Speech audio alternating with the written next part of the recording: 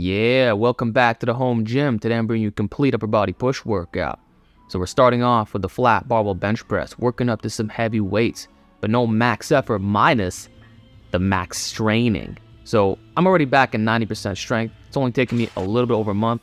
And that's what I kept trying to tell you guys for the entirety of my cut. It doesn't matter if you get weaker on the way down, because the moment you're out of depletion and eating like a normal human being, or better yet, a caloric surplus, boom, it's going to be novice-like progress. First, you might experience some massive weight jumps, then you'll experience some +2s, +1s, but it'll be every single workout across multiple sets.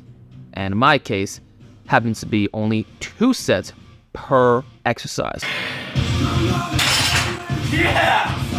9 reps! It's +1 every workout! See? I don't have to drop away for the next set. I'm in the zone for hypertrophy. So this is how I've been training for the last 7 months in a calorie deficit. Please see my video, fewer sets and more exercises. I plan on continuing this for my bulk, because I have a feeling it's going to get me brutally strong. And you know what? I really love this style of training.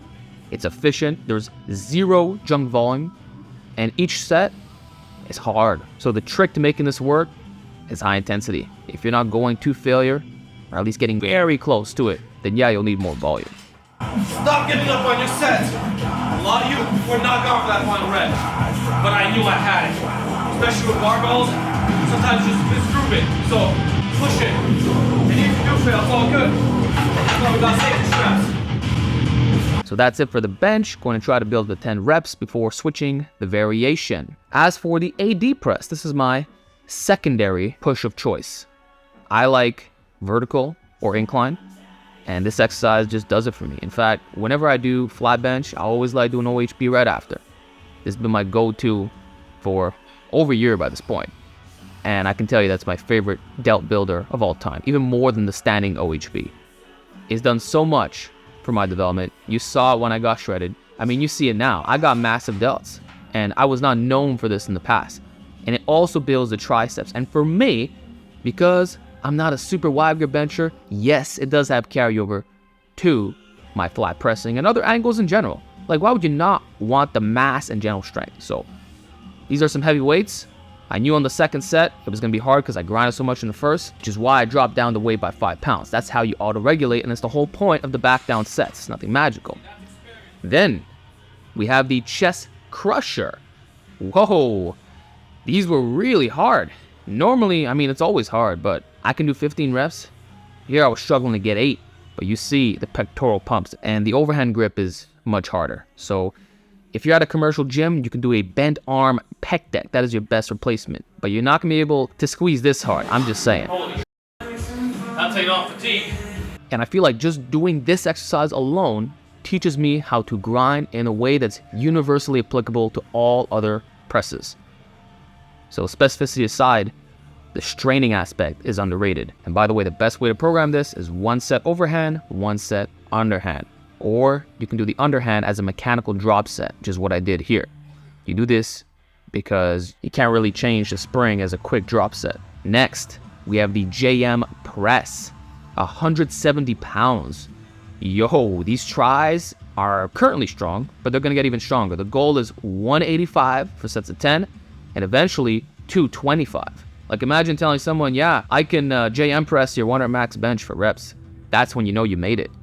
And by me doing that, I think I can get 17.5, maybe even 18-inch arms in the future.